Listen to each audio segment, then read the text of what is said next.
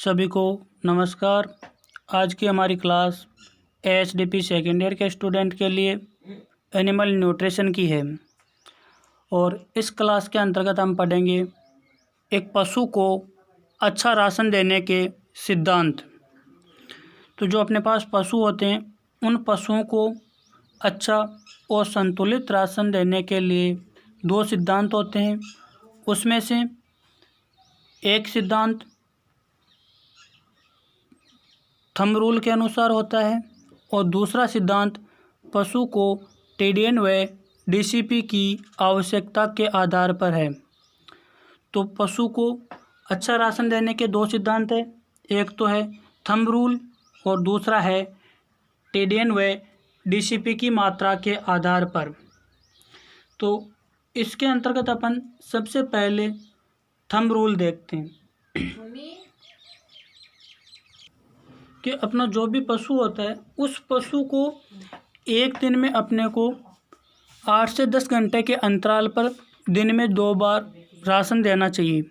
एक स्वस्थ पशु को एक दिन में 2 बार 8 से 10 घंटों के अंतराल पर संतुलित राशन देना चाहिए। और थंब रूल के अनुसार पशु को जो भी आहार या राशन दिया जाता है वह पशु के शरीर भार के आधार पर दिया जाता है, according to body weight. Thumb rule है जो अकॉर्डिंग टू बॉडी वेट पर कार्य करता है और पशु को जो भी अपन आहार देते हैं थंब रूल के अनुसार उस आहार में सूखा चारा, हरा चारा व दाना होना चाहिए। इस पशु आहार में अपन सूखे चारे के रूप में पशु को क्या क्या दे सकते हैं, हरे चारे के अंदर क्या क्या दे सकते हैं और दाने के रूप में पशु को क्या क्या खिलाया जा सकता है। तो अगर अपन पशु को सूखा चारा दे रहे हैं तो उसमें अपन पशु को जो वह गेहूं का भुस्सा, जई का भुस्सा, बाजरे की कुट्टी, लूसन भुस्सा व पेडी भुस्सा सूखे चारे के रूप में पशु को दिया जा सकता है। दूसरा आपके हरा चारा, और हरा चारा 2 प्रकार का होता है। एक होता है लेग्यूमिनस जिसे फलीदार बोलते हैं और दूसरा होता है आपके नॉन लेग्यूमिनस जिसको अफलीदार चारा कहते हैं। फलीदार चारा वह होता है जिसके फूल और बीज लगते हैं और अफलीदार चारा वो चारा होता है जिसके बीज नहीं लगते हैं। तो लेग्यूमिनस रफेज के रूप में पशु को अपन कौन कौन सा चारा दे सकते हैं वो है आपके रिजका, बरसीम, मटर, लोबिया, ज्वार, कासनी, ये सब अपन पशु को लेग्यूमिनस फीड के अंतर्गत दे सकते हैं। दूसरा है आपके अफलीदार हरा चारा, और अफलीदार हरे चारे के रूप में अपन पशु को हरा बाजरा, नेपियर घास, हाथी घास, सूडान घास व दूब घास है जो पशु को अफलीदार हरे चारे के रूप में दे सकते हैं। नेक्स्ट आपके दाना मिश्रण, और दाने मिश्रण के रूप में पशु को अपन तिल, सरसों, मूंगफली, काकड़ा, सोयाबीन, चना, ग्वार व इन सब की खड़ है जो पशु को अपन दाने के रूप में दे सकते हैं। लेकिन अगर अपन पशु को फलीदार हरा चारा दे रहे हैं तो दुधारू पशु को फलीदार हरा चारा कभी भी खाली पेट नहीं देना चाहिए, क्योंकि जब फलीदार हरा चारा है जो पशु को खाली पेट देते हैं तो पशु के आफरा आ सकता है, क्योंकि वहाँ पे फर्मेंटेशन की क्रिया होती है और पशु के रूमन में भोजन का पाचन है जो फर्मेंटेशन क्रिया से पचता है और उस फर्मेंटेशन क्रिया के कारण पशु के रूमन में गैस बनती है और गैस बनने के कारण पशु के टिम्पेनी हो सकती है।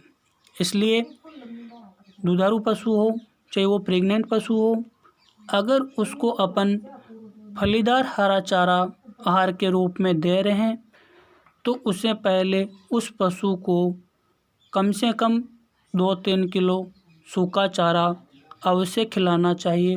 उसके पश्चात ही पशु को फलीदार हरा चारा देना चाहिए।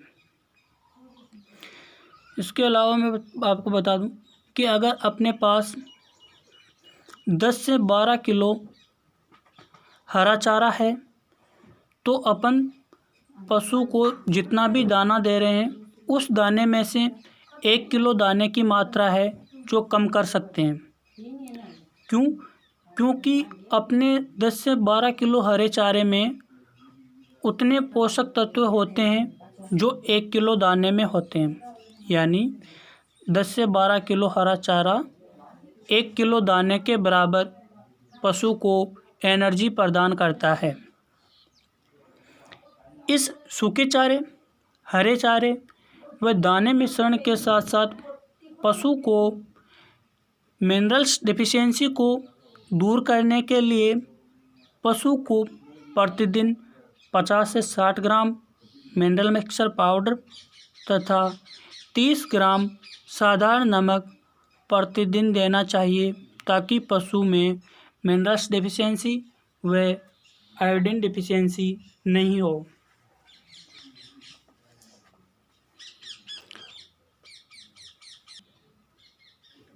अब अपन देखते हैं कि थंब रूल के अनुसार अपन पशु को जो भी आहार देते हैं उस आहार की गणना आहार में उपस्थित शुष्क पदार्थ या ड्राई मैटर के आधार पर की जाती है। थंब रूल पहली बात तो पशु के शरीर भार पर आधारित है। यानी थंब रूल के अनुसार पशु को जब भी अपन आहार देते हैं तो वो आहार अपन पशु के बॉडी वेट के अनुसार देते हैं। दूसरी चीज़, पशु आहार की गणना है वो आहार में उपस्थित ड्राई मैटर के आधार पर की जाती है।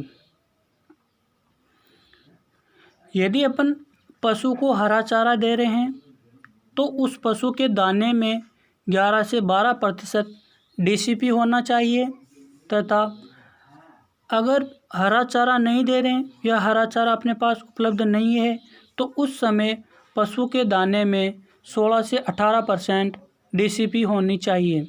DCP का मतलब है डाइजेस्टिबल क्रूड प्रोटीन, और पशु शरीर की शारीरिक ग्रोथ के लिए प्रोटीन की महत्वपूर्ण भूमिका होती है। उसके प्रोडक्शन के लिए भी, एग उत्पादन के लिए भी, हर प्रकार की उसके डेवलपमेंट और प्रोडक्शन के लिए प्रोटीन बहुत ही महत्वपूर्ण होता है। इसके साथ साथ दुधारू गाय के दाने में 15 से 17% DCP व 70% TDN होना चाहिए। ये आंकड़े हैं जो आपको पशु पोषण ऐसा सब्जेक्ट है जिसके अंतर्गत आंकड़े बहुत महत्वपूर्ण भूमिका रखते हैं।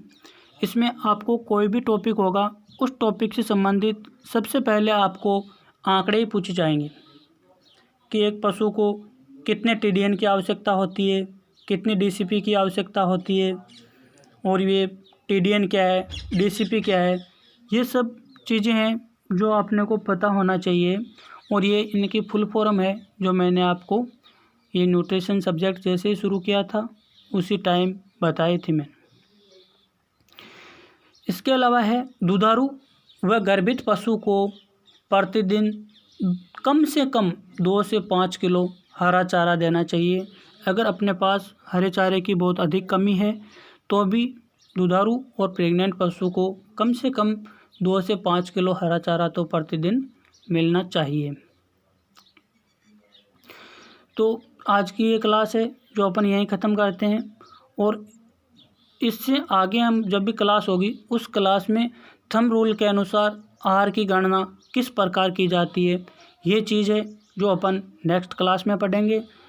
और आज के लिए इतना ही बहुत है। आप सभी हमारे साथ जुड़े हो, आप सभी का प्यार ऐसे ही बना रहे। आप सभी को बहुत बहुत धन्यवाद। Thank you.